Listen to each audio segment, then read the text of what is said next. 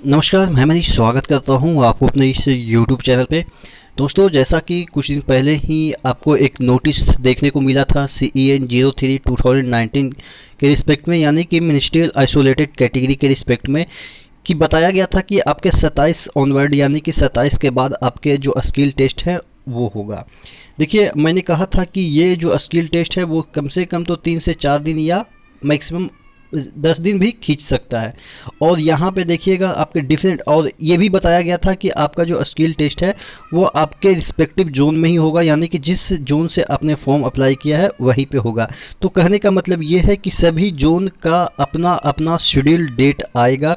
कोई 27 से स्टार्ट करेगा, कोई 29 से स्टार्ट करेगा, कोई 30 से, कोई 1 के 2, कुछ भी हो सकता है। ठीक है, तो कहने का मतलब ये है कि आपका जो मिनिस्ट्रियल आइसोलेटेड कैटेगरी का जो स्किल टेस्ट है उसका कोई पर्टिकुलर डेट नहीं है। 27 के बाद कभी भी आपका कोई भी जोन का स्टार्ट हो सकता है। और यहाँ पे एक जोन जो कि सबसे पहले सिकंदराबाद का आ गया है, यहाँ पे 2 दिन चलने वाले हैं। आपके जो स्टेनोग्राफी है वो 29 को होगा और ट्रांसलेशन टेस्ट है वो 30 को होगा। ऑब्वियस है, कम बच्चे हैं तो जो स्टेनोग्राफी है वो 1 दिन में निपटा देंगे और ट्रांसलेशन टेस्ट है वो भी 1 दिन में निपटा देंगे। अब कोई बंदा दोनों के लिए एलिजिबल होगा तो अलग अलग दिन जाएगा। ठीक है, यानी कि 29-30 एक ही जगह पे उसका स्किल टेस्ट हो जाएगा।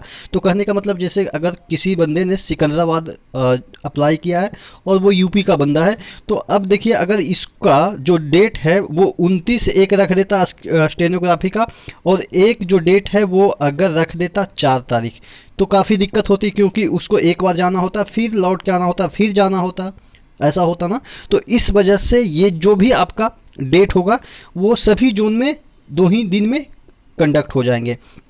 तो ये आपका सारांश है कि इससे एक कन्फ्यूजन जो आपके मन में है कि जो CBT2 है, जो CBT2 है आपके NTPC के, वो भी इसी तरीके का डेट निकालेगा।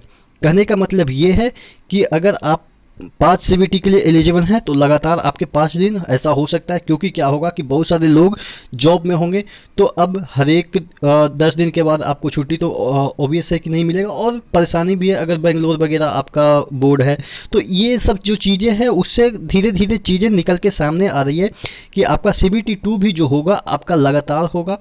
तो इससे क्या होगा कि आप अगर बेंगलोर वगैरह में भरे होंगे या तिरुवनंतपुरम में भरे होंगे तो कम से कम वहाँ पे स्टे कर सकते हैं इकट्ठे 7 दिन या 5 दिन, और एक साथ आप एग्ज़ाम देंगे, जिससे कि क्या होगा कि आपको बार बार जाने की आवश्यकता नहीं होगी। तो ये चीज़ें क्लियर हो गई है। अब यहाँ पे मिनिस्ट्रियल आइसोलेटेड कैटेगरी का जो चीज़ें हैं वो आपको क्लियर हो गई है कि आपके 6 से 7 दिन के अंदर, यानी कि कोई हो सकता है कि 27 को स्टार्ट कर दे और 28 तक उसका ख़त्म हो जाए, कोई 2 से भी स्टार्ट कर सकता है, यानी कि डिपेंड करता है कि वहाँ पे उसकी जो मैनेजमेंट है वो कैसा है। ठीक है, तो ये चीज़ें हैं, आपको समझ में आ गया होगा कि इससे एक फ़ायदा ये आपको ये हिंट मिल गया कि CBT2 जो आपके NTPC के हैं वो किस तरीके से होने होंगे। ठीक है, तो नेक्स्ट वीडियो में मिलते हैं, तब तक के लिए धन्यवाद। इशू का ऑफर चल रहा है, यहाँ पे आपको 10% से बढ़ा के 30% डिस्काउंट कर दी गई है, यानी कि 1 साल वाला जो पास है वो आपको 280 में पड़ेगा, और अगर लाइफ टाइम चाहिए तो आपको 490 पड़ेगा। अगर आप ER मनीष कूपन जो कोड है वो यूज करते हैं, नहीं तो आपको 399 और 699 पड़ेगा। यहाँ इंडिया के जो तमाम एग्ज़ाम है, SSC, railway, banking, UPSC, insurance, defence, police, teaching, कोई भी एग्ज़ाम हो सभी आप लगा सकते हैं। तकरीबन यहाँ पे 400 प्लस एग्ज़ाम के लिए 26,000 प्लस मॉक टेस्ट मिल जाते हैं। एक्टिव यूजर की बात करें तो 12.5 लाख लोग यहाँ पे कुछ ना कुछ एक्टिविटी करते रहते हैं। 10 प्लस लैंग्वेज में आपको यहाँ पे मॉक टेस्ट मिल जाएगा। तो नीचे डिस्क्रिप्शन बॉक्स में लिंक दिया हुआ है, एक बार ज़रूर विजिट कीजिएगा।